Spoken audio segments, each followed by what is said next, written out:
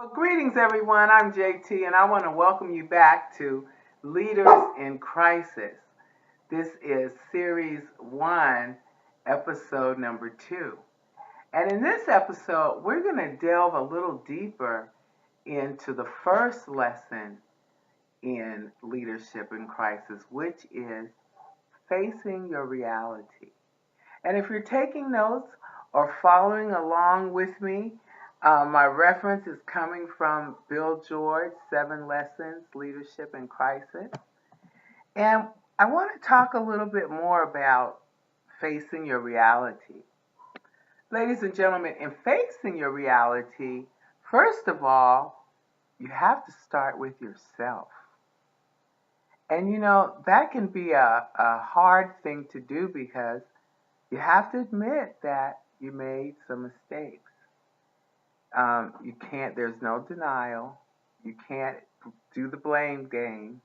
Regardless to what's going on around you or what went on around you, you made a decision. Not making a decision is just like making a decision.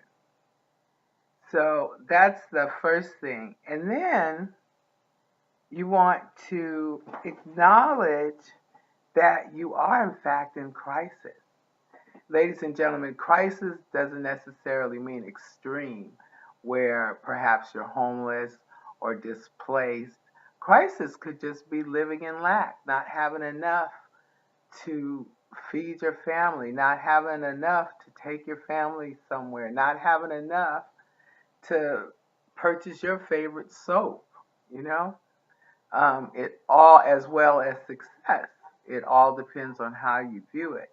But you have to recognize where you are and acknowledge that in order to be able to lead out of crisis, right? You have to be able to recognize it. And then you say, well, why is it so difficult?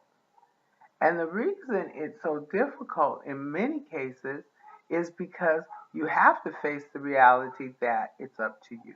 You have to face the reality that you have to start making some different choices. You have to start making some different decisions. And in doing so, that's going to require you to take action.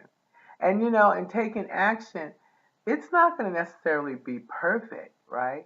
Massive action, we've learned, is definitely not perfect.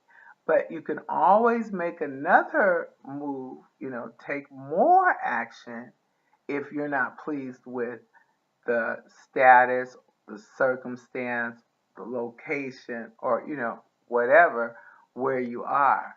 So, in closing, I want to thank you again for watching. And next week, we'll find out, how you're going to be able to find your role in crisis, right? Because you've got to acknowledge your reality, you've got to face your role, and then using your role in that crisis, lead yourself as well as your organization to a better place because you can't do it alone. And so stay tuned for episode number 3 in Leadership in Crisis. God bless you. You matter, and we'll see you on the next episode. Bye for now.